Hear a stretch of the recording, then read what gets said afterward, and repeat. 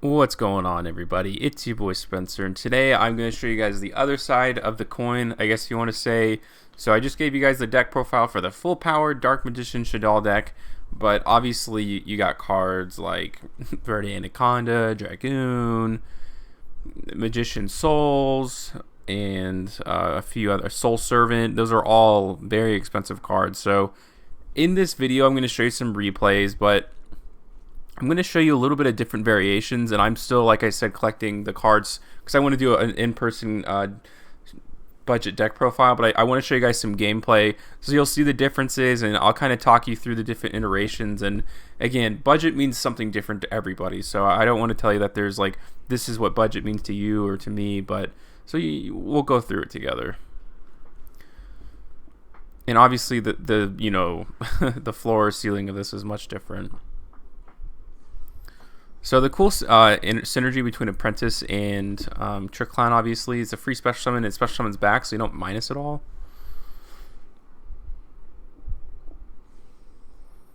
And obviously, Dragoon is just an overly expensive card, and Verde Anaconda sometimes is. So hopefully you guys kind of understand where I'm coming from on this. So your plays are just generally less explosive, and since that's a spellcaster and a dragon, my dragon, Super Poly is just always a good card. Gets rid of my Trick Clown, which is honestly the worst choice because it just comes back, but not that it matters too much. I guess in this case, in the extra deck, since you aren't using it as much, you can put probably Link 4, cheap Link 4, since they're really accessible now. And you got cards like Dark Magic Inheritance and stuff like that, so it's not so bad. Obviously, you can see it's not the worst thing in the world, but having Dragoon on the field would have been a lot better. So this is definitely not a primarily going first board, but our deck, I should say. But it's not the worst.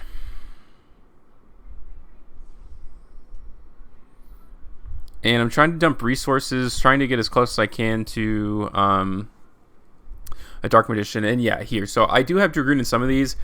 This, to me, the first step, you have this bare minimum, you use Dark Magician, the Dragon Knight. Okay, what's step 2? Let's add Verde Anaconda. Step 3, let's add Dragoon. And instead of Magician Soul, you can have cards like Fusion Deployment. What you guys saw there. Honestly, the two biggest barriers is always going to be Magician Souls.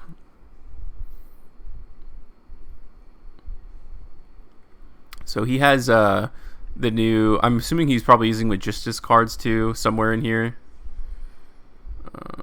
Some people are trying to combine all of them. I know it's from the same lore or whatever, but so it doesn't look like he is using Magistus, which is interesting, but I guess he's using Invoked and Endymion. In any case, here's Verde Anaconda. And again, yeah, you want to add Verde Anaconda probably first, because you're still a lot of value out of sending Dark Magician to the graveyard with something like Shaddoll Fusion, or even being able to Super Poly from the deck. Also really important.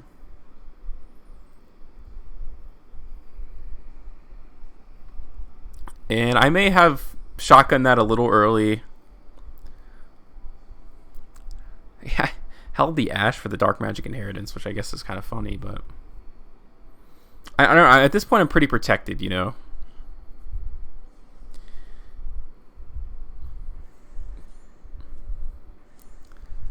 He almost clears my board, but he's out of resource at this point, so it's I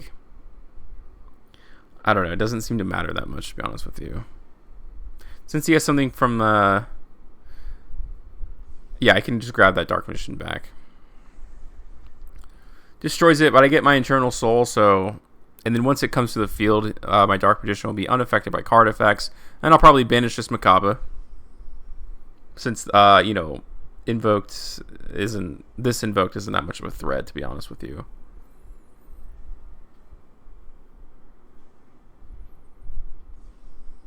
And I think he made actually a mistake by doing this, but And because once I get rid of this, it's just free. And I obviously I'm gonna summon Eternal Soul first because he's gonna have to trigger this effect, but it's unaffected. And then at this point, I can just do whatever I want. Not like he has an Alistair in his hand or anything like that. And like I said, you always want to have Imduke, so you can make sure you keep that Dark Magician dumped into the graveyard. And as long as I can destroy his Pendulum Scales, I'm like, what? There's no way he can do anything.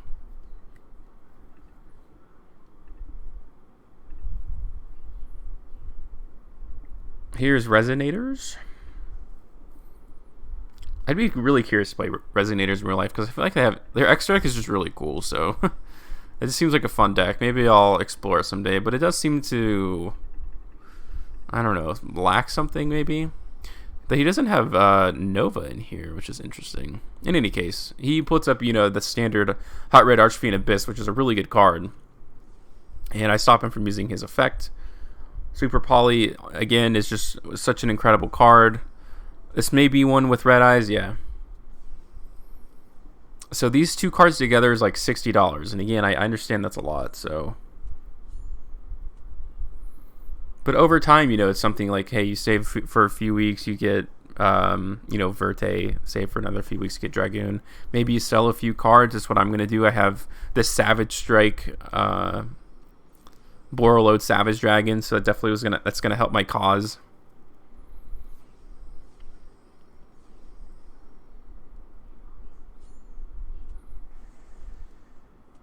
So I have plenty of life, and everyone knows how good Dragoon is, and it's not going to be banned for a while. Honestly, I've been thinking about this. If they really want to make Dark Magicians like almost a rogue strategy that you can use, ban Red Eyes Fusion. That way, basically only legitimate Dark Magician players can summon it. And that would just be an insane advantage. I don't know. You guys will let me know what you guys think about that. I think that would solve so many problems. And obviously, as a Dark Magician player, that's my thing. Here's Zodiacs.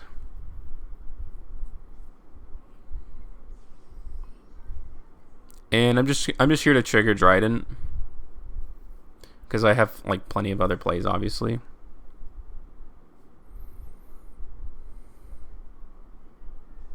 And since I dumped that Dark Magician in the graveyard, and I can use Fusion and Plummet as well. That way I can trigger Spellbook of Knowledge. Dragon Knight is going to jump over Trident. And with Destined Rivals, like, their combo's pretty darn straightforward. They'll probably be able to make something, but not like it's not going to be that successful. So I'm feeling, just fine. And you got Rod always. The Tried and True combo is alive. At the expense of this getting banished, it's really not a big deal since I have my Eternal Soul anyways.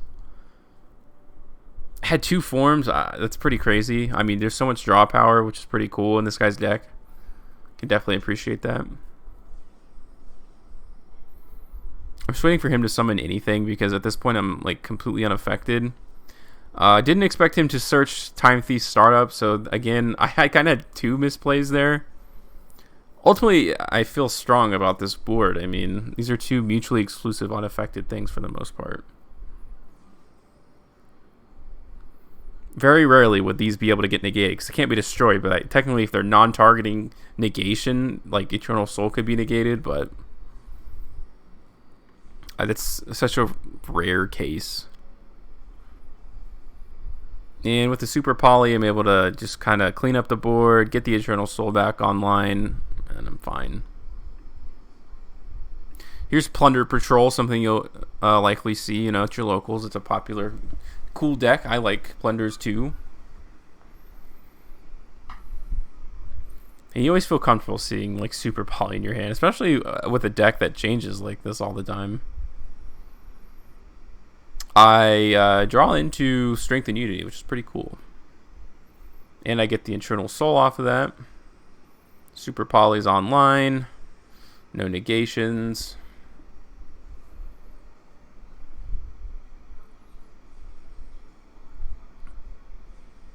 And obviously those are two water monsters that are different. Plunder's usually able to play through decent interaction, or it kind of seems like it's one of those weird things.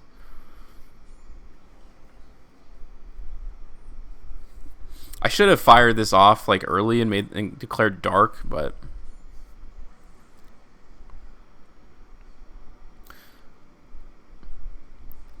so I stop him from special summoning, which of course is like really tough for him. And since he already negated something, I mean, him getting banished is just, I think that's really hard on him. And this is like a really strong board, obviously. And I declare dark so that none of these can be targeted by anything. And I know there's a lot of targeting that goes along with Plunder Patrol, changing attributes and stuff. I think at that point he realizes, oh wait, I can't special summon again, so oops. Last duel for you guys. And you guys have obviously seen different iterations and stuff. Once you get Vertigo Anaconda, it's very possible to substitute the Neos engine for the Dark Dragoon. It just adds bricks, so it's not great.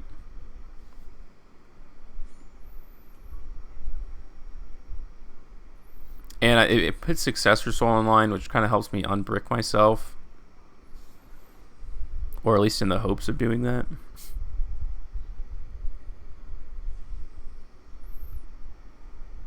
And at this point, I realize, I'm like, wait, he doesn't have anything. Let me just go for game, which is pretty funny.